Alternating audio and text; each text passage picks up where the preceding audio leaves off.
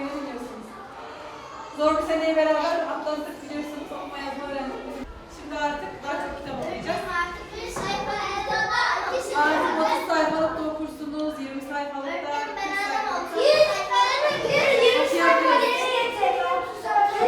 Artık hızlandırma çalışmalarımıza başlayacağız. Ben birinci sınıfta 152'lik sayfa. Karma eğitim konusu özel ilgi alanıma giriyor. Dünya literatürünü bununla ilgili taradık. Karşılaştığımız şeyler hakikaten bizi gerçekten şaşırttı. Türkiye'de eğitimin ideolojik bir olgu olduğu aşikar.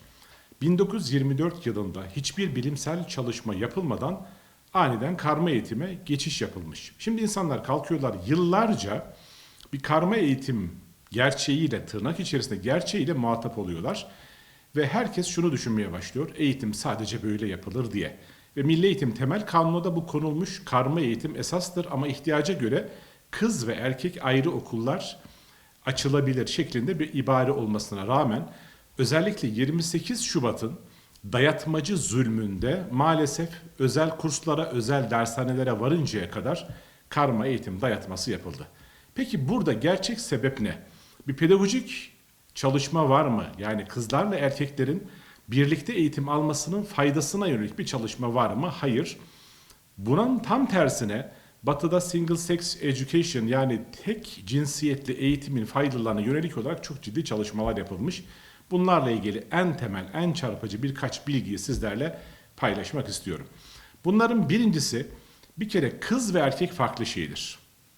Şimdi bunu deyince insanlar bir garipseyecekler. Acaba kız da erkeğin, kadın da erkeğin aynı şey olduğunu iddia edenler var mı? Maalesef var.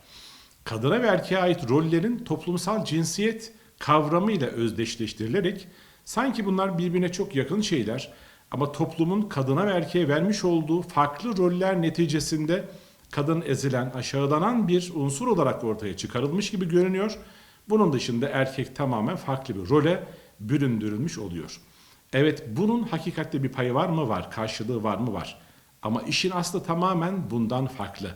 Çünkü insan fıtratı, insan doğası, kadın erkek birbirinden tamamen farklı. Farklılık nerede başlıyor? Beyin araştırmaları, fMR cihazları, beyin görüntüleme sistemleri gerçekleştikçe şu net olarak ortaya çıktı. Kadınla erkek beyni kesinlikle farklı.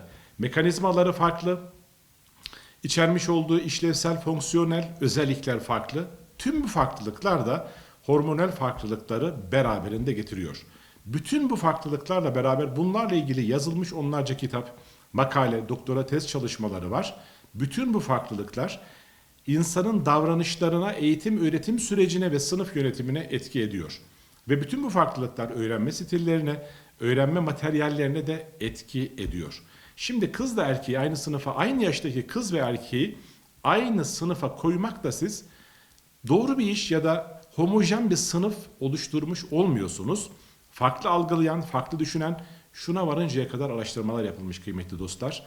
Görme, işitme, tad alma gibi 5 temel duyuya yönelik olarak kız ve erkekte farklılıklar olduğu ortaya çıkmış.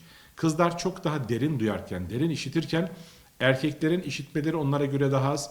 Detay görme kızlarda çok daha fazlayken erkeklerde çok daha az.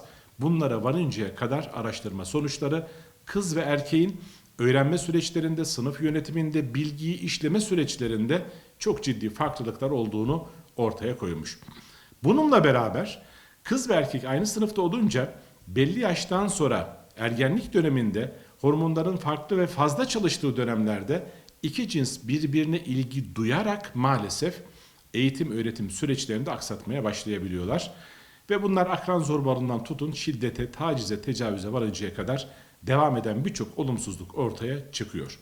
Kızların kendi bütünlüğü içerisinde daha rahat süreçleri algılamaları, ilgi alanlarına yönelmeleri, kendi öğrenme stilleri içerisinde bir süreç devam ettirebilmeleri, yine erkeğin de aynı sürecin mağdur olmaması için biz tamamen dayatmacı olan karma eğitim değil, buna alternatif bir eğitim öğretim süreci yani demokratik, tek cinsiyetli eğitimin olabileceğini, olması gerektiğini, bunun bir temel hak ve özgürlük olduğunu ifade etmek istiyoruz. Teşekkürler.